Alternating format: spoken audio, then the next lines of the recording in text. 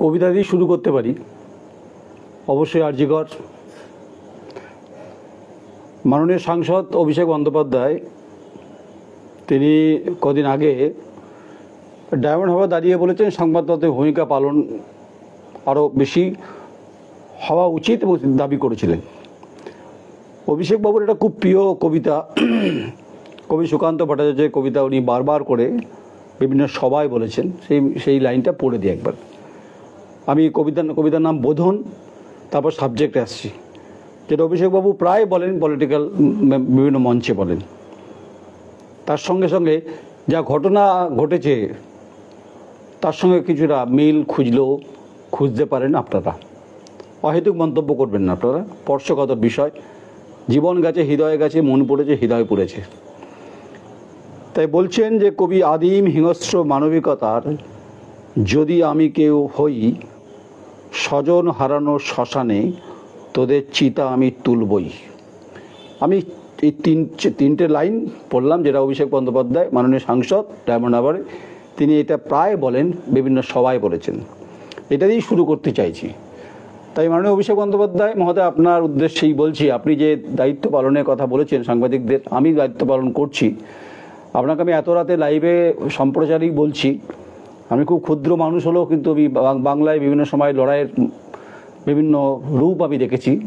তাই কবি সুকান্তের ভাষাতেই বলছি যে শোন রে মজুমদার, ফসল ফলানো মাটিতে রোপণ করবো তোকে এবার। আমি এই রোপণটা করছি। কিন্তু আপনি খবর নিন, এই মুহূর্তে আমার কাছে যে সমস্ত অভিযোগ আসছে এবং বিভিন্ন সূত্র মারফত যা সংবাদ আসছে আমার কাছে, যে বর্ধমান বিজয়চাঁদ মেডিকেল কলেজ হাসপাতালে যারা আন্দোলন করছেন এই মুহূর্তে বসে আছে। বিকালে বৃষ্টি হয়েছে, বিকালে ছিলাম আমি সেখানে, আগের দিনও গেছি, গতকাল আরজিকরে ছিলাম। সেখানে সাংবাদিকতার ভূমিকা পালন আপনি করতে বলেছেন। নট অনলি আপনি বলেছেন বলে আমি করছি ভাববার কোনো কারণ নেই। আমি সাংবাদিকতা পালন করার জন্য দীর্ঘ কয়েক বছর, দশক ধরে আছি। তো যেটা বলতে চাইছি যে এটা আপনার কর্ণ করে দেওয়ার জন্য মুখ্যমন্ত্রীর যে স্বাস্থ্য দপ্তর দেখেন, এই সময় যে অরাজকতা একটা শুরু হয়েছে স্বাস্থ্য ব্যবস্থার, যে জুনিয়র ডাক্তার আন্দোলন করছেন, এর ফাঁকে না প্রচুর দালাল রাজ ঢুকে পড়েছেন।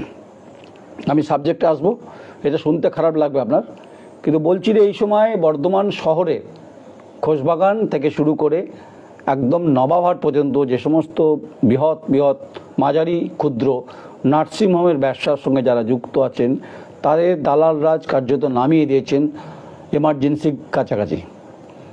এটা তদন্ত করে দেখার দায়িত্ব পুলিশের, আমার নয়।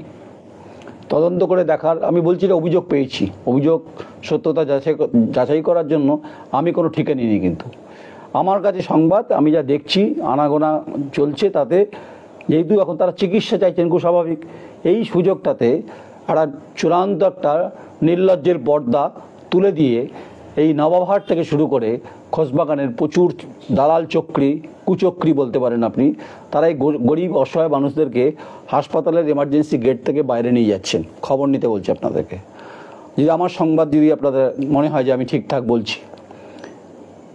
বিভিন্ন চড়া রেটে তাদের চিকিৎসার জন্য বিভিন্ন, আমি স্পেসিফিক জায়গা বলছি, নবাবহাটের যে সমস্ত নার্সিংহোমগুলো আছে এবং তার সঙ্গে হচ্ছে খোশবাগান আছে। তো অভিষেকবাবু, আপনি বলছিলেন না সংবাদ মাধ্যমের খবর, সাংবাদিকতার ভূমিকা পালনের কথা বলছিলেন, এটা একটা ভূমিকা পালনের উদাহরণ আপনাকে দিলাম। যে দালাল রাজ সেই মুহূর্তে সুযোগ নিয়েছে এই জুনিয়র ডাক্তারদের আন্দোলনের পরিপ্রেক্ষিতে, তাদের দিদি, তাদের বোন নৃশংস ধর্ষণ এবং খুনের জন্য তাকে পৃথিবী ছেড়ে বিদায় নিতে হয়েছে। আর ঠিক এই সময় এই ফাঁক করে হচ্ছে কিছু প্রিয় মানুষজন, যাদের ব্যবসা হচ্ছে দালালি করা, দালাল রাজ যাকে বলে, তারা কিন্তু অভিষেকবাবু, আপনি যেহেতু বলছিলেন না, তো তারা কিন্তু এই সময় লুটে পুটে ব্যবসা করছে। এটা খুব অত্যন্ত ভয়ঙ্কর। তো আপনি যে কথা বলেন, আমি সে কথাতেই বলার চেষ্টা করি যে শোন রে মালিক, শোন রে মজুমদার, তোদের প্রাসাদে জমা হলো কত মৃত মানুষের হার, হিসেব কি দিবি তার। তাই মাননীয় সাংসদ মহোদয়, আপনাকেই বলছি আমি, এটা আপনি খবর নিতে বলেছেন, সেই খবরটা আপনাকে দিলাম যে নট অনলি শুধু বর্ধমান শহরের বিজয়চাঁদ মেডিকেল কলেজ হাসপাতালের কথা বলছি, ছানবিন করুন, তদন্ত করুন এই কদিন ধরে অচল অবস্থা, যে অচলায়ন তৈরি হয়েছে, এই সুযোগে বিভিন্ন প্রভাবশালী নার্সিংহোমের মালিকরা দালাল নামিয়ে এখান থেকে রোগী ভাঙিয়ে নিয়ে যাচ্ছে, মোটা টাকা সেখানে ছেড়ে কসাইখানার মতো কাটছে। এই সংবাদ আপনাকে দিলাম। এটা সাংবাদিকতার মধ্যে পড়ে। তাই আমি কবিতা দিয়েই কতগুলো লাইনগুলো শেষ করতে চাইছি, এবং এটা একটা আপনাকে দিলাম। আর অবাঞ্ছিত লোকের আনাগোনা রয়েছে বর্ধমান বিজয় চাঁদ মেডিকেল কলেজ হাসপাতালে। এটা আমার অনুরোধ, যিনি প্রিন্সিপাল আছেন এবং হচ্ছে MSVP যিনি আছেন, যে আপনি একটু খবর নেবেন যে এই মুহূর্তে পরিস্থিতি আগেও খারাপ ছিল, মানে বহু অবাঞ্ছিত লোকের ঘোরাফেরা ছিল, এখনও বেড়েছে কিনা সেটা খবর নেবেন আপনারা। আমাকে দোষারোপ করবেন না, আমি সংবাদ যা পাচ্ছি সে অভিষেক বন্দ্যোপাধ্যায় মাননীয় সাংসদ যা বলেছেন আমি সেগুলো কিন্তু তুলে ধরার চেষ্টা করছি। প্রিয়াকে আমার কেড়েছিস তোরা, ভেঙেছিস ঘর বাড়ি, সে কথাকে আমি জীবনে মরণে কখনো ভুলতে পারি না, ভুলতে পারিনি, ভুলতে পারবো না। তাই নৃশংস যে ঘটনা এবং দর্দনাক যে পরিস্থিতি যা বাংলার হৃদয়কে কাঁপিয়ে দিয়েছে, তাই ওই ভদ্রলোকের নাম উচ্চারণ করতে অধ্যক্ষের আমার রুচিতে লাগছে, এটা বলতে পারি। আপনি চিকিৎসক না কসাই না আপনি কোন মঙ্গল গ্রহের মানুষ, এর বিচার হচ্ছে রে, বিচার ব্যবস্থা করবে আর উপরওয়ালা করবে। আপনাকে নিয়ে ঢেউ উঠেছে গোটা বাংলা জুড়ে এবং আপনি নীরব নিস্তব্ধ থেকে গেছেন। আপনার তত্ত্বাবধানে আরজি করে আপনি অভিভাবক ছিলেন, আপনাকে 4 ঘন্টার মধ্যে ন্যাশনাল মেডিকেল কলেজের প্রিন্সিপাল পদে ফিরিয়ে আনা হয়েছে। নাম উচ্চারণ করবো না, ঘৃণাবোধ করছি আপনার নাম উচ্চারণ করতে একজন সাংবাদিক হিসাবে।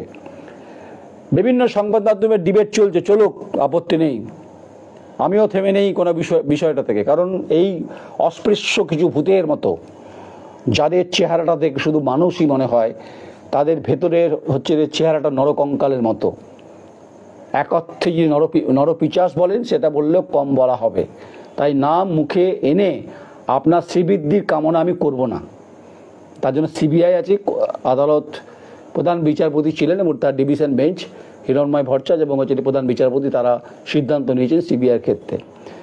কিন্তু যেটা দিয়ে আমি শুরু করেছিলাম সেটা দিয়ে আমি অভিষেক বন্দ্যোপাধ্যায় মাননীয় সাংসদ মহোদয় আপনাকে আমি ইনফরমেশন দিলাম যে বর্ধমানে বিজয় চাঁদ মেডিকেল কলেজে যে অচল অবস্থা, এই মুহূর্তে আগামীকাল থেকে OPD বন্ধ থাকবে, যা ঘোষণা করেছেন বিভিন্ন ডাক্তার ফোরামরা, সেটা আরও ভয়ঙ্কর হবে, আরও সুযোগ পাবে এই রক্তপিপাসু এই দালাল চক্রীরা। তারা এই সময় ফুলে ফেপে উঠবে, গ্রামের গরিব মানুষদের হাড়জিজ্জিরা করে অর্থনৈতিকভাবে যারা ক্ষতিগ্রস্ত তাদেরকে রক্ত চোষার মতো চুষবেন। আপনি খবর নিন এবং আপনার পুলিশ এবং আপনার স্বাস্থ্য দপ্তরকে বলুন এবং অধ্যক্ষ এবং MSVP খবর নিন আমি ঠিক বলছি কিনা, আমার খবরও মিলে যেতে পারে আপনাদেরকে।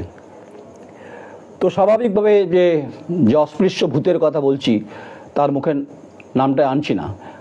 হতে পারে thequery.com খুব ছোটো মাধ্যম, কিন্তু বাংলায় প্রমাণিত সত্য লড়াইয়ের ক্ষেত্রে আমি অন্তত মনে করি যে আমি গতকালও যা বলেছি এখনও তাই বলছি যে তদন্ত ঠিকঠাক করে যখন এগোবে অনেক মাথা ধরা পড়বে, এটা নিয়ে কোনো সন্দেহ নেই।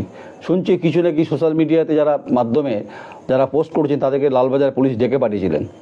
ডেকে পাঠানোর তো কারণ আমি বুঝতে পারলাম না কিছু।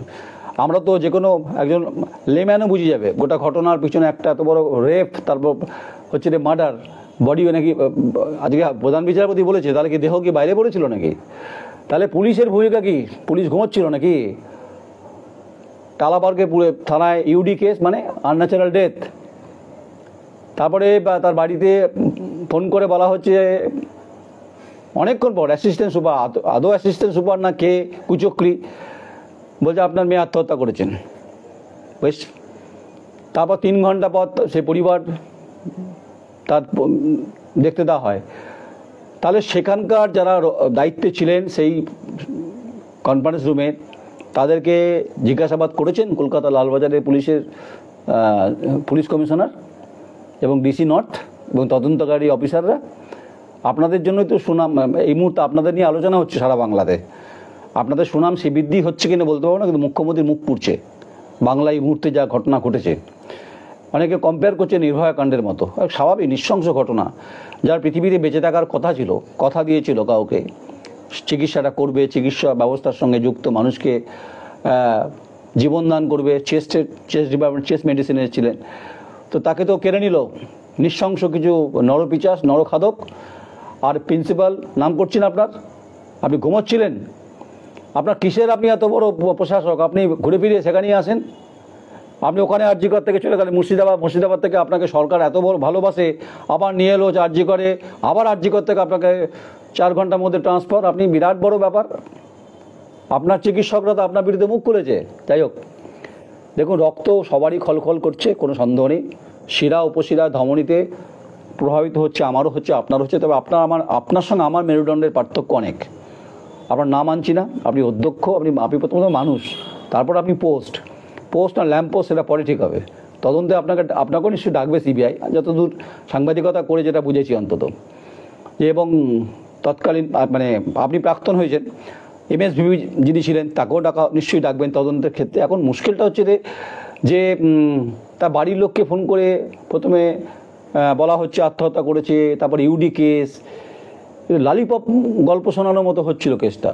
তারপরে কোনো এক মাধ্যম দিয়ে টাকার টোপ, মুখ্যমন্ত্রী সেখানে পৌঁছে যাওয়া। মুখ্যমন্ত্রী প্রথমে বললেন সিবিআই হলে আমার আপত্তি নেই, তারপরে মুখ্যমন্ত্রী সেই বাড়িতে পৌঁছে গেলেন, তিনি সেখানে বলছেন যে রোববার পর্যন্ত সময় দাও। কোর্ট বরদাস্ত করেনি ব্যাপারটা। হ্যাটস অফ হচ্ছে যে পরিবারের বাবা মা, তারা আজকে আদালতে প্রধান বিচারপতি ইয়েতে তারা মামলা করেন এবং তারা হচ্ছে এই মামলার শুনানি খুব প্রধান বিচারপতি ঠিক করবেন। কিন্তু এতটাই সিরিয়াস হয়েছে ব্যাপারটা, প্রধান বিচারপতি ডিভিশন বেঞ্চ আজকেই শুনানি শুরু করেছেন। প্রথমেই প্রশ্নটা করেছিলেন সরকারি আইনজীবীকে যে পুলিশের ভূমিকা কি, অধ্যক্ষের বয়ান রেকর্ড হয়েছে কিনা, এমএসভিপির বয়ান রেকর্ড হয়েছে কিনা, যারা সিকিউরিটি দায়িত্বে ছিল তাদের বয়ান রেকর্ড হয়েছে কিনা। তাতে সরকারি আইনজীবী উত্তর দিতে পারেনি। তখনই বলেছেন প্রধান বিচারপতি যে ঝুলি থেকে বেড়াল বেরোলো, তাহলে দেহ কি বাইরে পড়েছিল? আজকে আইনজীবীদের বিরাট একটা অংশের নিন্দার ঝড়, এবং তারাও কার্যত সওয়াল জবাবে দাঁড়িয়েছিলেন। বাংলায় একটা যে ঘটনা ঘটেছে, অবশ্য আমি বাংলার একজন অংশীদার, আমারও বুক কাঁপছে, এটা নিয়ে কোনো সন্দেহ নেই। আমারও একটি কন্যা সন্তান আছে, আমি জানি যে যার চলে যায় তার সম্পদ চলে যায়। তো ফলে এই নৃশংস মানে যে ঘটনা, মানে কি বলবো বলুন তো, মানে একটা নরখাদক, নরপিচাস, তারা এই সভ্যতা, এই সমাজ ব্যবস্থায় তারা বেঁচে আছে, এটা ভাবতেই তো কষ্ট লাগে। মানে তারা এই রকম ঘটনা ঘটিয়ে তারা মুখ ফুলিয়ে ঘুরে বেড়াচ্ছে। সঞ্জয় রায় গ্রেপ্তার হয়েছে, আগের দিনও বলেছিলাম এর পিছনে অনেক বড় মাথা থাকতে হবে, তদন্ত করলে পরিষ্কার হবে। সব জাভেদ খান ফিরে যেতে হয়েছে বা জুনিয়র ডাক্তার আন্দোলনের পরিপ্রেক্ষিতে।